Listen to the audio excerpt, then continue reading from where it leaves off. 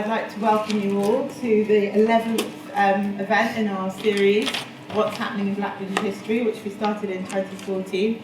Michael Ohijiro and I were invited by Philip Murphy, the director of the Institute of Commonwealth Studies, to put this together, and I think it's a testament to the vibrancy and developing work in this field that we never have any trouble putting together a long and sort of varied programme each time, and I hope you'll enjoy what we've got in store for you today. I imagine there's some housekeeping, but I have no idea what that is.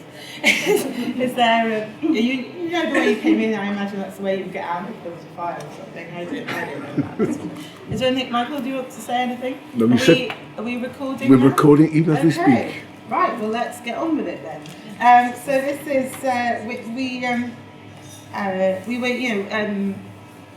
so this Black British history has been developing as an academic field now for probably around 40 years, and unfortunately some of those pioneering scholars passed away, particularly in the last year.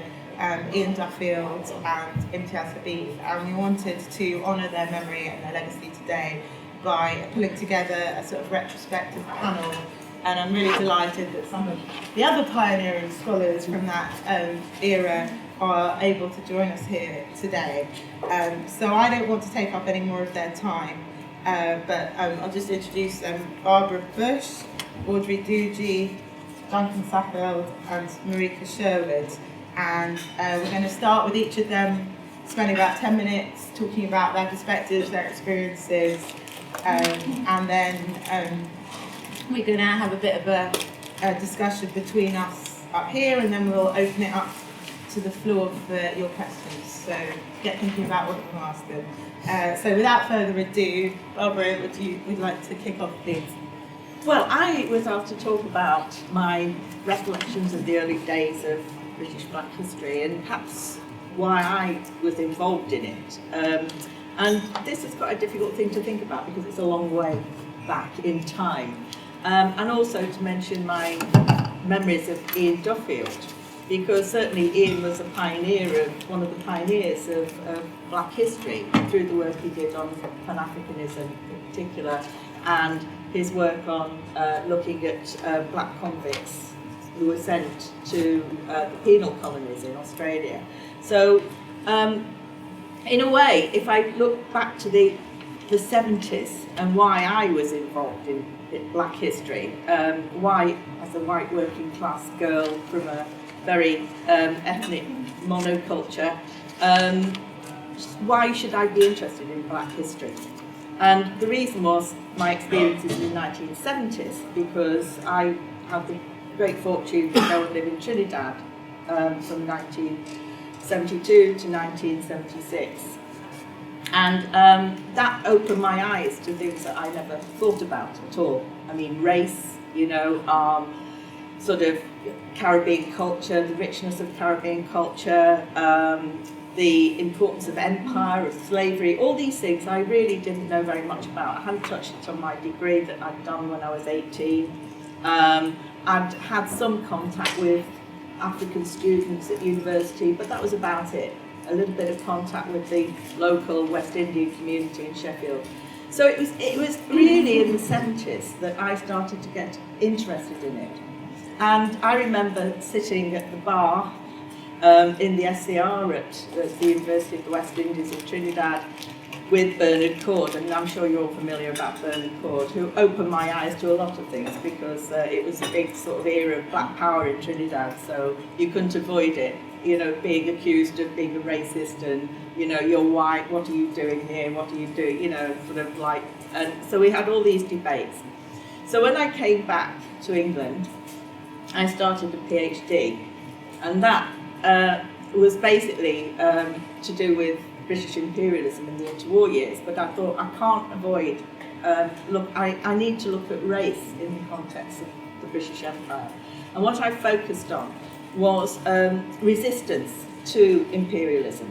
And I had small children at the time, so I couldn't travel to distant parts, so I decided I would look at British left and liberal pressure groups and their activities around empire and race. And that took me onto looking at the black community in Britain at that time, the students, the seamen in the ports of Cardiff and Liverpool, and what kind of struggles they were involved in.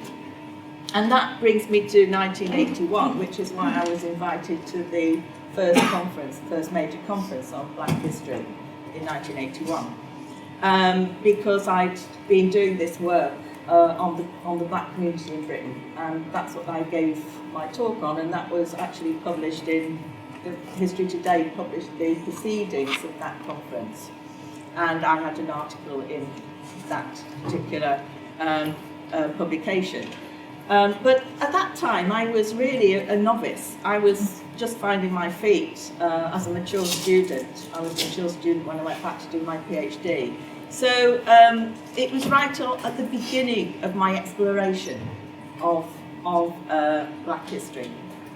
And it also built on some work I'd done when I'd been briefly in Canada for a year on slavery, and of course that led to my book on women in the Caribbean, slave women in the Caribbean. So I had that context as well. So I was trying to think back to this pioneering conference, and what I do remember is the young David Dabadine giving a stunning sort of talk, I mean, because he's dynamic, about Hogarth, blacks in Hogarth's paintings. And I remember a lot of arguments going on. It was very busy, it was very crowded, and there were lots of accusations about why were white people taking over black history, and which is a valid point, you know. Oh dear. Which is a valid point, you know, and which is why in my own dealings with black history, I've always tried to look at it from an outside, from the perspective of I'm a white person.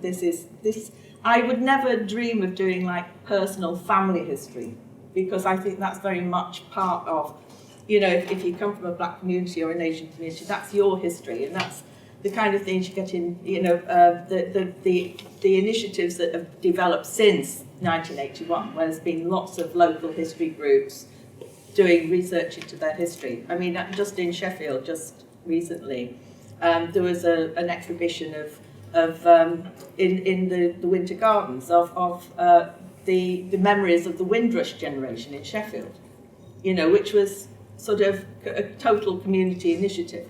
So my history, my black history, has always been looking really at the either white groups' involvement, political groups' involvement with black history, and I think that's the only valid way you can do it. Because you've also got this problem with sources. You know, if you're doing black history, you've got this problem of the sources are often written through the eyes of white people. That's what you find with slavery, of course, as well. If you're doing research into slavery, it's very difficult to get things from the perspective of black people themselves, black men and women. So back to 1981 and my personal recollections.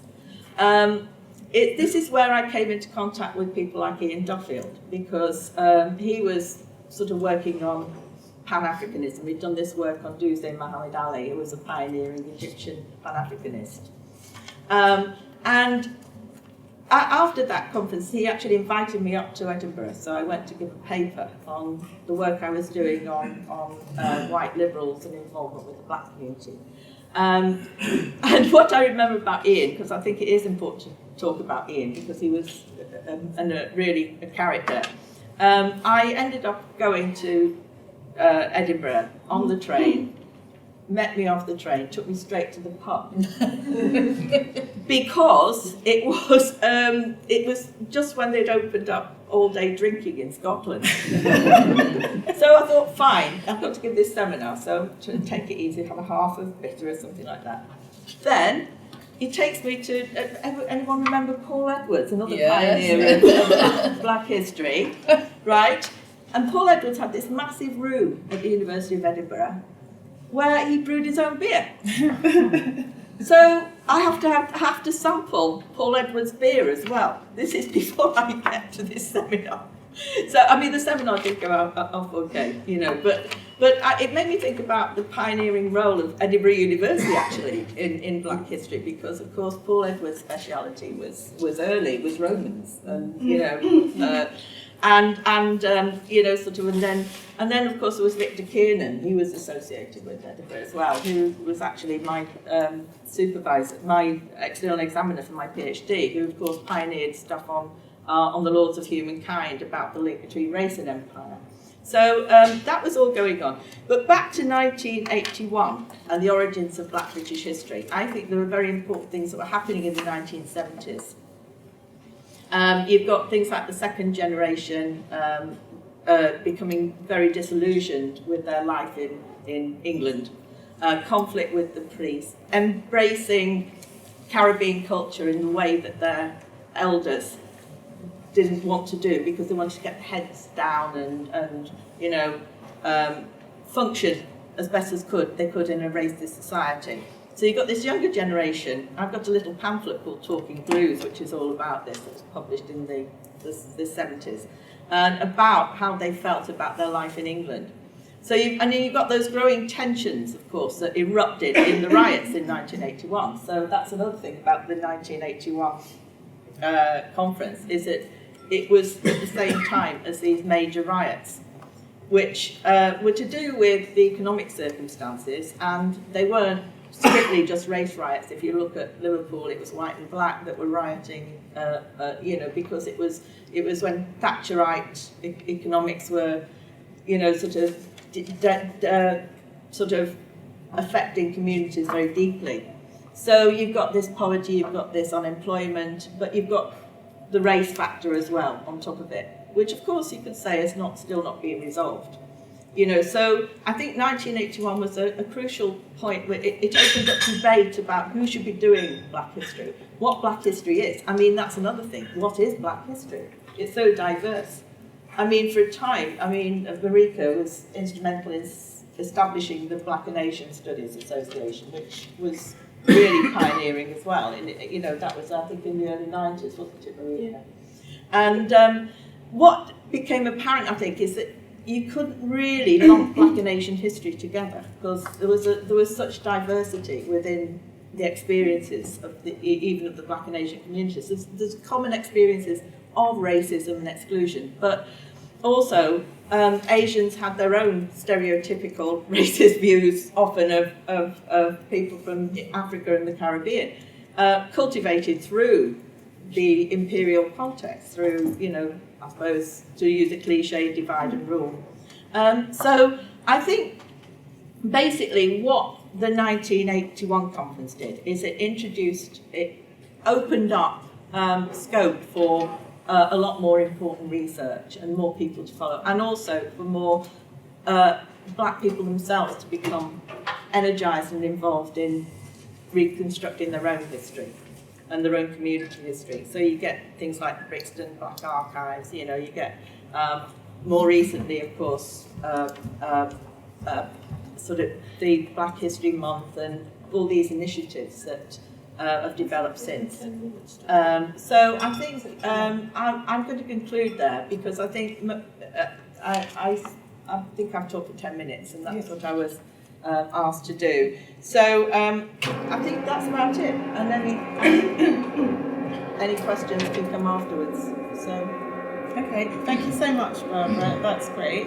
And yeah, I just wanted to add, you know, Paul Edwards also did this great research into the Africans at the court of King James IV of Scotland, which is how I first encountered him in the library. Unfortunately, he was dead by the time I read never that. managed his homebrew. No, I never got that. I did have dinner with Ian once in Scotland. I gave a paper at the university and no one else wanted to have dinner with me. So it was left to him to entertain me. He was a very kind and interesting man. I stayed in his flat, you know, when he put me up, and he's great fun. Yeah. You know, I mean, Paul Edwards was as well. Yeah. Total eccentric. I mean, could never get away with it now in modern universities at all. I know. I think we better have a try. Yeah. I mean, it's a complete still there. So it's not a still, but I think so. Yeah. Philip, do you have space for a beer brewery somewhere in Senate House for us? Anyway, I think so that's great. I think you kept exactly to 10 minutes. Obviously, we started a bit late, so we may have to curtail a bit of the discussion and questions afterwards. I think Audrey's just getting a PowerPoint set up. Is that? Shall just take time? Do you want to go next, and then I'll. Okay. Yeah. Is it going to take you? Yeah. All right. So Duncan, are you happy to jump in at this point? Just cut me off at yes, I'm any time. keeping an eye on the time. So I think I might be here mainly because I collaborated with Imtiaz Habib, Professor Habib of Old Dominion University in Virginia in the States, and we liaised by email. I first met Imtiaz in 2011 when I attended a conference in Seattle, Washington, and I felt like a lost and lonely Brit in the vastness of America, and Imtiaz and his lovely wife, Rosie, who is here with us, and together with Haroop, his nephew, and we're delighted to have you here. They took me under their wing and showed me around a bit of Seattle. I think we went to see a salmon farm and it was a great time. And Imtiaz was a pioneer of Black British history. He was the man who really engaged in the scholarly work of uncovering black lives in the 16th and early 17th century. He was the man responsible for telling us that the history of England, the history of London, the history that includes Shakespeare, belongs to absolutely everyone, and especially to the British black community, and indeed, I guess, to the American black community, to members there. And so Imtiaz had this reputation, I think, by 2008 when he published his great book, Black Lives in the English Archives, Imprints of the Invisible. He'd already gained a reputation for being the man who was pretty much alone, I think, at that time, moving away from theoretical approaches towards race and studies of ethnicity in literature, towards the historical and empirical rediscovery of these people who've lived before us. And there's a great deal more work to be done in that regard. And Imtiaz wrote to me partly to further his work, because I had specialised in reading Elizabethan prison records. And as I was reading through these prison records, which stretch from 1559 to 1620, I guess, notionally, or at least that's where I tend to stop, Imtiaz knew that I'd been combing these records, and he wanted to know more about how to access them for himself. These records were being digitised, or had been digitised by this time. So he and I corresponded, and then he agreed to, or he wrote to me to say, he'd organised a panel for the 2011 Seattle conference, and would I join him? So that's when I met him. And he was a man, as I say, who had already carved out a reputation as being a pioneering scholar, and I was rather in awe of him, I think, when I met him. He's a very imposing, tall man, and appeared quite stern initially, although Imtiaz had a kind of great human warmth. He was a man with a very big heart, and he wanted to know if you were for real or not, and if you were for real, or if you decided you were for real. I think I'm just about got away with it with him. He would be very, very kindly and generous, as he was to me. So my work had uncovered a few records in the prison archives of black people living at the time. From the earliest I'd found was 1577, and the latest I found was 1620. And I guess there are about 12 or 13 or so of these individuals, and I'd already published a little bit about them. I was also very interested, because I taught Shakespeare, I was very interested in the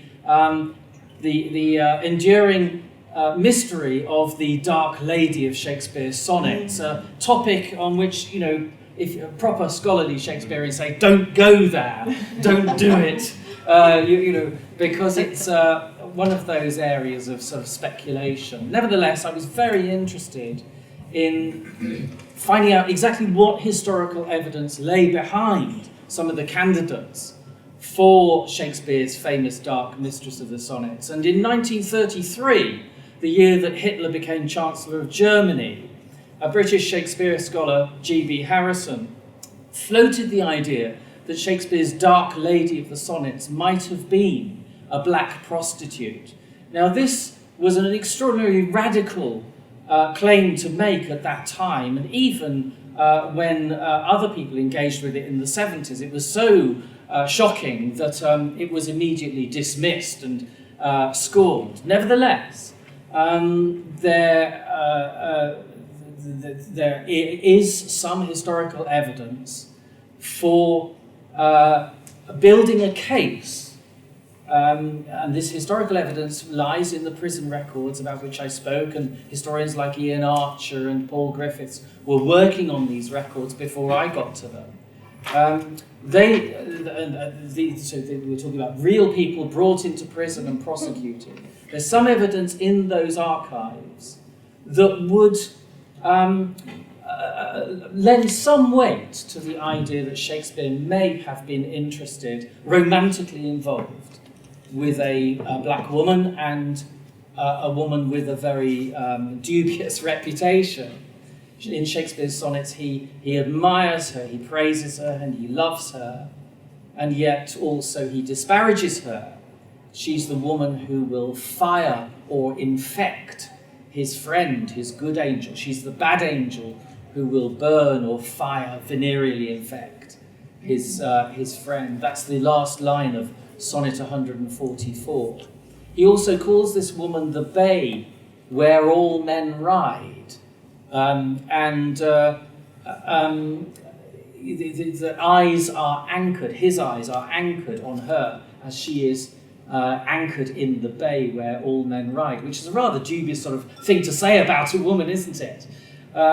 So this woman behaves like a prostitute. So is it possible that a woman named Black Lucy, who is there named in the prosecutions, might have been Shakespeare's Dark Lady of the Sonnets? Well, it's possible. I guess anything's possible. Is it plausible? Well, there's a debate. If it was plausible, would it be persuasive? And even now, the Shakespeare industry would not find it persuasive that Shakespeare could have been in love with a black woman, and that Shakespeare might have been in love with a black prostitute.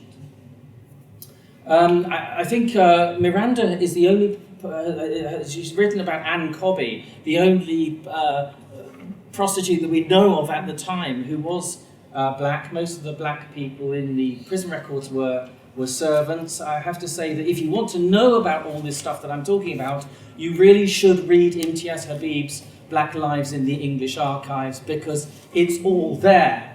And I've only been able to add to it in certain ways and respects. And so really, I don't want to take up, how long have I got? Much more time. But I do want to pay tribute to him. His loss to the scholarly community is immense. He was a man with intellectual fire. He was a man with curiosity. As I say, he could seem stern, and he could appear possibly a little intimidating, but he was a very generous-hearted man. He was very interested in his work and in his research, and he pursued it with a commitment that is extraordinary. He was in London with Rosie, researching in the Guildhall Library and the London Metropolitan Archives and elsewhere, the National Archives, doing all this work before any of these documents had been digitised.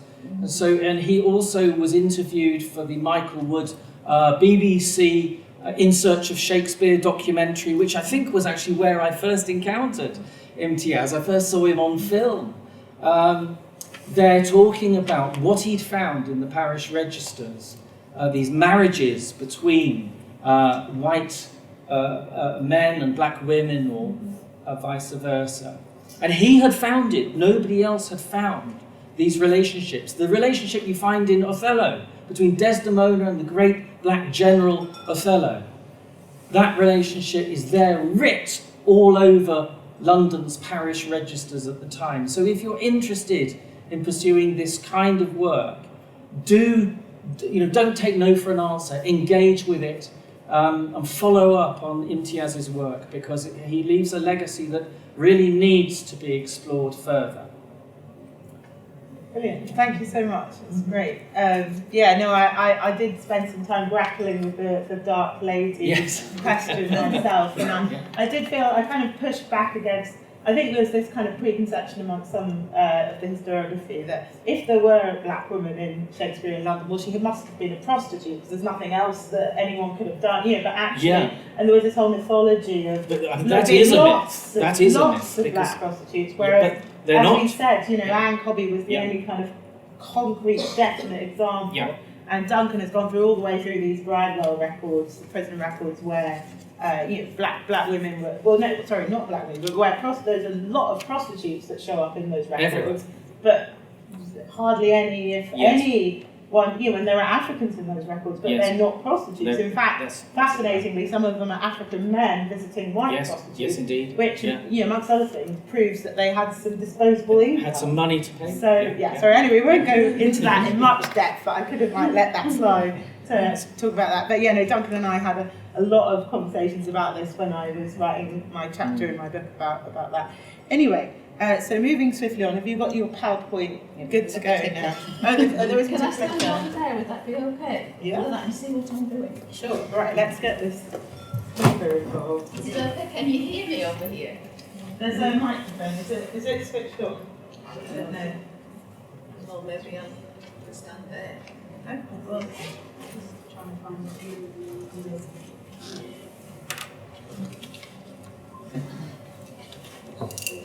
there we go. Right, it works. That's just forward. I'm trying to get it on the full screen.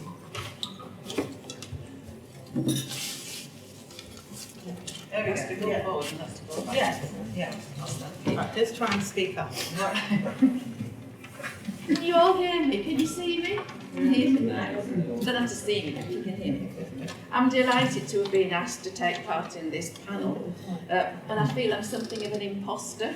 I didn't know Ian Duffield very well, and I didn't know Imtiaz Habib at all, except by reputation. I think I may have been asked to take part in the panel because of my age. I'm old enough to have been around in the 1980s and to remember the days of British Black history when it seemed to be in fashion. So in the early 1970s, when I was employed as an administrator at Ealing Community Relations Council, I first began to hear intriguing snippets of a history I knew nothing about. That Elizabeth I made edicts about removing blackamoors from the country, and that Indian MPs sat in the House of Commons before the 1930s. And gradually it began to dawn on me that a knowledge of British black history could be helpful in the fight against racism. And then I met a young man who told me he hated being black because black people had never achieved anything worthwhile. They'd never discovered or designed anything or been important in any field except sport and pop music. And I knew there must have been plenty of black achievers, but I was shocked to realise I couldn't name one. And that's when I decided that I get into researching black history. So the first thing I did was read the 4 books that had been published in the 1970s. I considered them the textbooks, and I started collecting images of black and Asian people in Britain from the 1500s onwards. At ECRC, at the Community Relations Council, I'd worked with Ziggy Alexander, and after she moved to Brent Library Service, we got together to research an exhibition. Roots in Britain, Black and Asian Citizens from Elizabeth I to Elizabeth II, opened at Harlesden Library on the 27th of October 1980. And that was, we were ahead of the times. That's 7 years before Black History Month was inaugurated in Britain. And I'm just to prove it was then, I see the afros that were in fashion at the time. A couple of months after this exhibition, another book was published aimed primarily at secondary school pupils. So this is in 1981. Black Settlers in Britain by teachers Nigel File and Chris Power. And this was produced partly in response to demands from their pupils for a more relevant history curriculum. 1981 was a good year for Black history, because this is when this conference was held in 81, and this is the cover of the History Today. It was a 19-page feature of history things, history articles. It coincided with the international conference that Barbara's already mentioned, organised by Ian Duffield and Jagdish Gundera from the Institute of Education. And it was under the chairmanship of Professor George Shepperson from Edinburgh University. There was him and all the other people. Edinburgh was a real important place of Black history then. This was a 3-day event with speakers and participants from Canada, America, Nigeria, Germany and Switzerland, as well as from Scotland and England. And it was all on the, Black history in Britain. And the speakers and attendees were mostly academic historians. But Ziggy and I were allowed to get in because our Roots in Britain, the travelling version of it, was on show at the conference. So there I am, this little little girl from the north, and listening to Paul Edwards and Ian Shepperson and Ian Duffield, and thinking this is fabulous, really enjoying myself. Anyway, but the talks covered a wide range of subjects, from Africans in Britain before 1564 onwards to Black intellectuals in the 1920s and 30s. Ian Duffield's paper was on the dilemma of Pan-Africanism for Blacks in Britain, 1765 to 1950, and in particular, he mentioned the role of Duse Muhammad Ali. Duse's story caught my attention, and many years later, when I became interested in him, I contacted Ian, and I was very touched by the way that he responded. Ian responded by sending me a copy of his thesis and a long email of further information. If I get a chance in the discussion, I'd like to come back to Duse because he's very, very important. Also in 1981, Brent Library Service joined with Harmony excuse me, to arrange a commemoration on the centenary of Mary Seacole's death. And this was repeated on her anniversary the following year. And this little booklet was produced about her. 2 years later, Falling Wall Press published the first modern edition of Mary Seacole's Wonderful Adventures, with illustrations and an extensive introduction by Ziggy and myself. West Indian World called this the biggest publishing event in recent years, but actually that accolade belonged to Peter Fryer and Staying Power. Also in 1984, another book aimed at school children came out, secondary school children came out by Tessa Hosking. It was called Black People in Britain, 1650 to 1850, and Tessa's in the audience today, so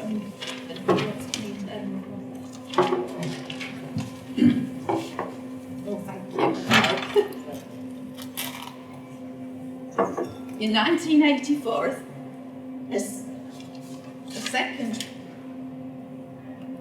second conference, a second 3-day conference was organised at the Institute of Education on the history of Black people in Britain. That's a little bit from it. And it was funded by the GLC. This was open to the general public as well as academics, and discussion between the two were extremely lively. Again, there's a lot of controversy about who was doing this history and who was. At this conference, the term Black people included Asians, and there were a number of papers on their history in London. And I'd just like to disagree with Barbara, because thinking back earlier to the 1970s, Black and Asian were very much together, fighting racism, and the history. As I said, it may be forgotten now, but in the 1970s and the 80s, I think, Black was a political term. And it included all people of colour who would experience discrimination. So people of African and Asian descent, at least in my experience, battled racism together. And they saw the similarities and the connections between their histories in this country. Where did all that solidarity go? I think there might have been, when the East African nations came here, that might have been the reason why it somehow got split up. But I think, for me, Black history includes Asians, right? By this time, Ian Duffield had moved on to studying as what he later described as his rogues and vagabonds. And so his paper at the conference was on London's black transportees to Australia. Throughout these years, another pioneer, Len Garrison, was working hard to establish the Black Cultural Archives. They're now housed in a historic building in Windrush Square in Brixton, but they started off in humbler premises in Cold Harbour Lane in 1981, where they had an amazing amount of information contained in box files all around the walls of these rooms there. And he also was involved with something called ACE, the Afro-Caribbean Education Resource, was that it? I think it was called, launched in 1977, and it produced Black History packs for schools, amongst other things. The GLC, just prior to its abolition by the Thatcher government in 1986, put on a wonderful exhibition at the Royal Festival Hall, A History of the Black Presence in London, which was accompanied by a 64-page booklet. Yet again, the history of black and Asian people was included, and also in that year, Rosina Bistram's first book about Asian settlers, Ayahs, Lascars and Princes, was published. As the 1980s neared their close, British black and Asian history seemed to be well established both in academia and amongst the general public. Black bookshops were springing up in big cities all around the country to meet the demand from the young particularly, who were influenced by Black is Beautiful and the Black Power movement. Black history was being taught in Saturday supplementary schools, and black history groups were forming in different parts of the country. In 1991, the Association for the Study of African, Caribbean and Asian Culture and History in Britain was founded. Its name was later changed to the more manageable Black and Asian Studies Association, BASA. And largely due to Marika Sherwood, this organisation provided a valuable forum for both academics and non-academics to exchange information and to publish articles in the newsletter. I really miss BASA newsletter, I really miss it. In 1993, BASA, along with Len Garrison, organised another conference, a highly successful two-day conference in Nottingham on Black peoples in Britain, local histories, which was attended by about 200 people from all over the country. I thought black history would flourish, and in a short while everyone would know about our multiracial past. I really can't believe that after all the work that was done 30 years ago, the shelves in libraries and bookshops still do not reflect the reality of Britain's past. And more books have been published in the interim. Very little information from them has found its way into mainstream titles, the school curriculum, or public consciousness. So I really want to know why it's been ignored and what we can do to get it included. Thank you.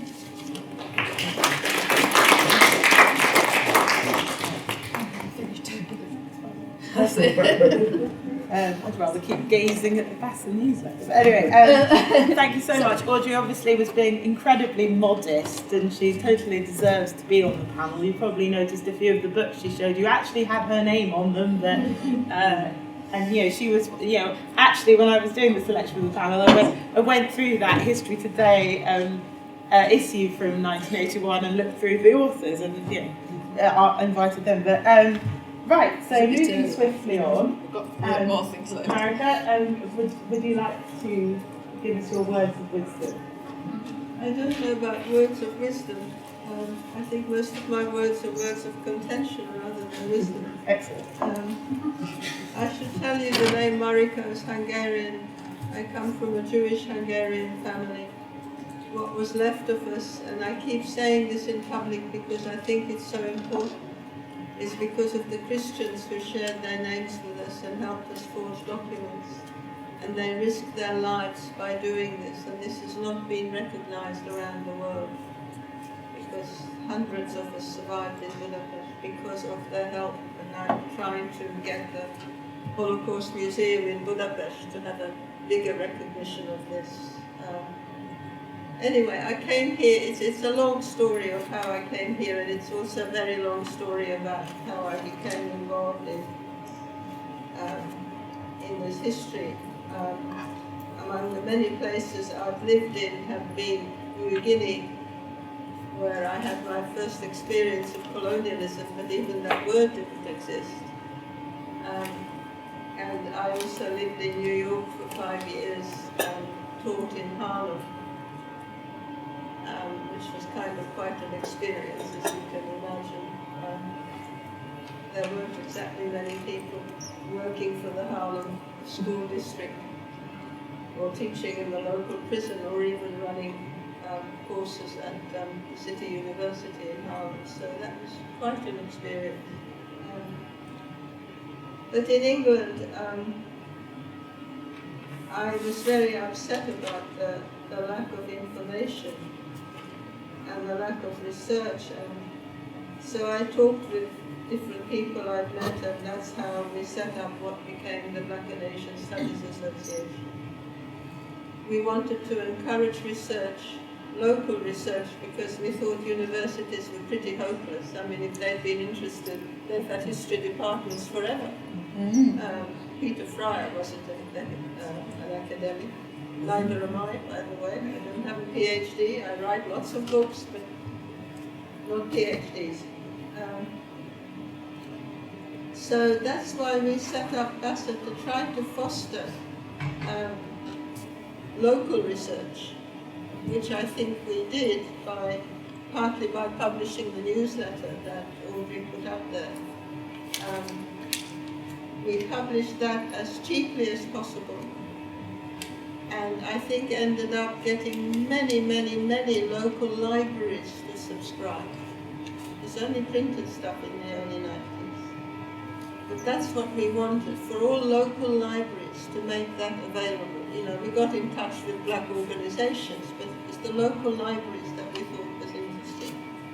And because we met many people through this, we also began to hold annual conferences, spread around the country most of the time, but some were held in London, to bring people together. And because we had operated through the newsletter, which wasn't academic, but it was about real people, many, many people came.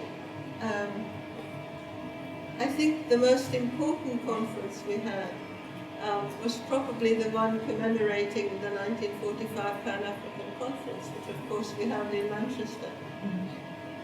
And I went up to Manchester to try to find people who had participated in the conference. And I did find some, and even discovered that there were lots of black organizations in Manchester in 1945, which wasn't known about at all. And very sadly still has not been followed up, because the universities there are still not interested. But it was a fantastic conference, and we published a booklet about, well, a book about it, republishing the original documentation and what was decided, and then about the people who had attended in 1945 and who was attending in 1995. And I think that also interested a lot of people. We also, of course, became very concerned about what was going on in schools, and that if you went to school, even if you were a Hungarian, you didn't exist. There were no Hungarian writers, and there was no Hungarian history. So Eastern Europe didn't exist, Western Europe existed. There was no India, no West Indies, no Africa. And given how I had felt about Hungary not existing, and how glad I was that I had had some schooling in Hungary before I left, that I knew my history, I knew my language, I thought, well, what is it like for all these black kids who don't have this, and whose parents probably came from colonies where they themselves hadn't been able to go to schools because there weren't any schools. So we thought we ought to start a campaign, which we did. I even ended up having a face-to-face conversation with the Secretary of State for Education at one time. And it was very difficult to keep being polite because the ignorance of this Secretary of State was absolutely appalling. Absolutely appalling. And of course, because of his own ignorance, it didn't matter sort of what we said to him. He didn't really fundamentally understand from his heart and his mind what we were talking about. So I copied a bit of an article because it follows up. This is published in The Guardian in September, which says, a new report reveals that in 2018, only 4% of children's books published in the UK had a minority ethnic hero. The survey included all new books for children aged between 3 and 11. The proportion is an increase on 2017, when just 1% of main characters were black and minority ethnic. But now it was 4%. Progress.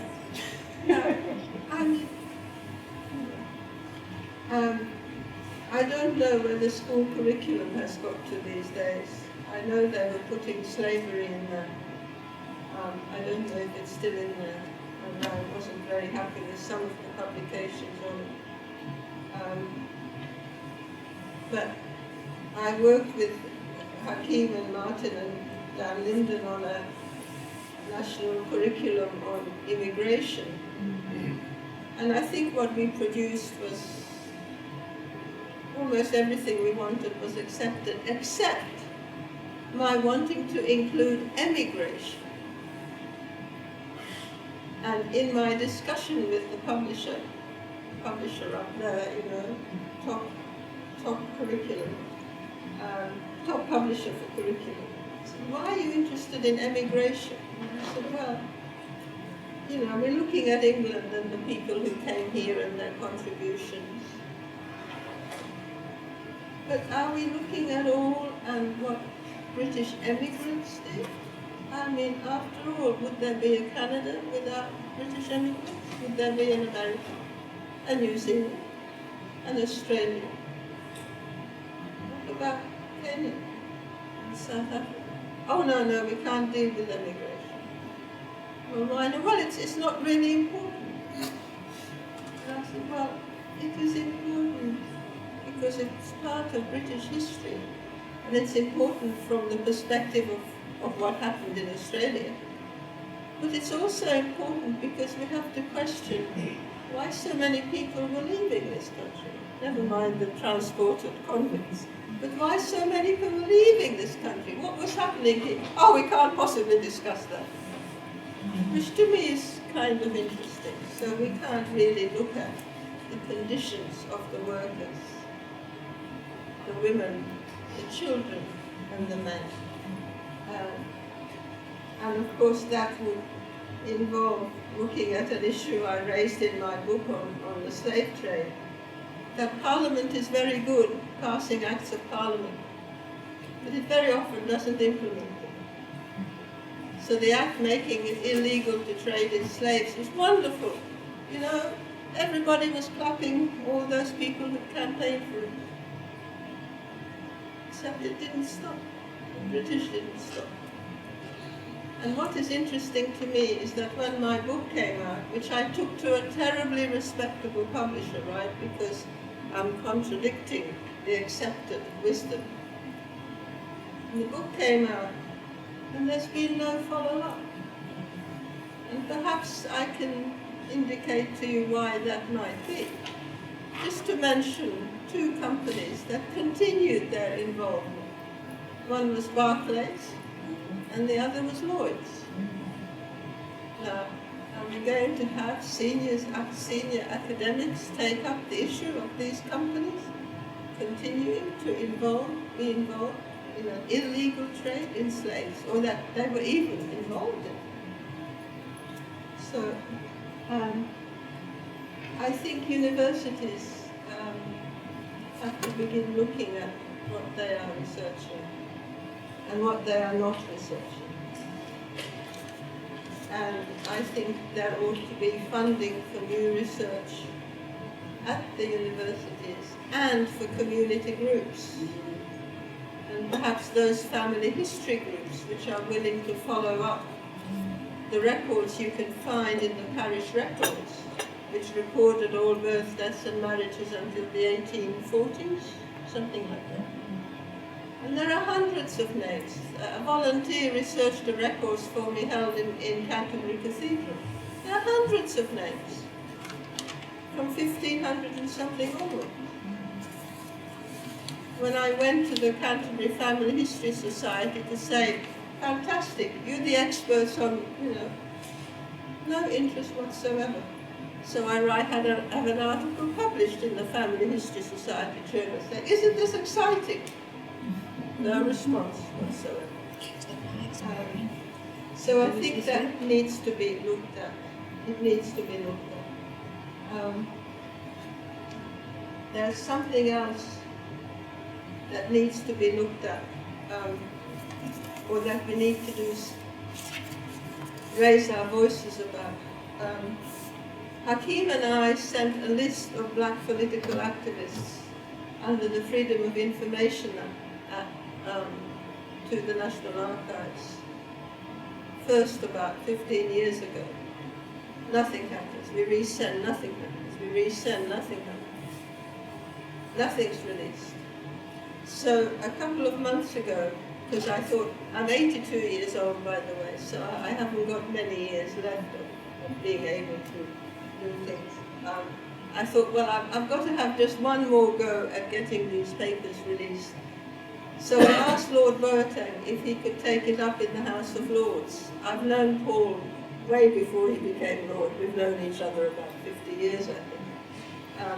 And Paul said, send me the list. I sent him the list, and he said, well, I can't read out all these names. He said, I can distribute it, but he said, I will just talk about two people who were important to me. Who? Claudia Jones and George Padmore. So he raises this question in the House of Lords.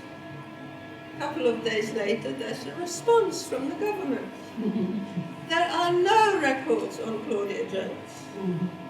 And we have two files on George Padmore, one of which we will continue to withhold, and the other is being edited. Now, this edited file, Guy Granham at the National Archives, whom I have also known for years, is mainly in charge of Colonial Office records. Guy says to me, yes, we now have the files. It only has 41 pages, and some of those pages are blanked out, and some paragraphs are blanked out. Now, what was the government doing? Because it's the only question in my head. That one file continues to be withheld, and the other released is partly blanked out. Now, a very long time ago, I went to a public meeting called by the Foreign and Commonwealth Office about the release of documents. And they said, oh, it's to do with embarrassing the families of people. Well, neither George Padmore nor Claudia Jones had any children, so we're not exactly embarrassing their families because they didn't have them. And where are all these files? I think we must take up somehow or other the release of documentation on black political activists. They would have been under local police surveillance and then under MI5. And I'm sure under F55. I mean, I can hear it on my phone sometimes, even now. I think we must also somehow push the universities. I used to organise monthly seminars at the University of London, but they were stopped, even though, as you can imagine, they were very well attended. Something else that has been concerning me most recently is this focus on Windrush, because I think what it's doing is the sort of subtext is that people who don't know any of this history, that is 99% of the population, will now think, well, they all came with the Windrush. There wasn't a black population here before. So I think somehow we have to question all these organizations that are doing whatever about the Windrush and say, well, somehow or other you have to get something in there to say there were Africans here from at least the Roman times, not before. And as I've got to the end, I want to say one thing. I won't be here in the afternoon, I'm sorry, but I have a meeting with the head of the Black Cultural Archives. You brought her along here. Many apologies, and I bought a couple of flyers about my last book. It's called Kwame Nkrumah and the Dawn of the Cold War. In response to these FOI requests, some files were released on Kwame Nkrumah, only going up to the beginning of 1952. But what struck me when I looked at it was that he was being called a communist. Now, Kwame Nkrumah was not a communist. So I thought, well, what's going on? So I began doing some research. And it seems to me that he was being labeled a communist because that was a way of getting America to support Britain's attempt to stop the struggles for independence. After all, Nkrumah, while he was here, was organizing for African unity so that if we are united, we might be able to achieve real independence. So that's a threat to all the colonial masters, but of course not to America. But America wants its own access to all those raw materials.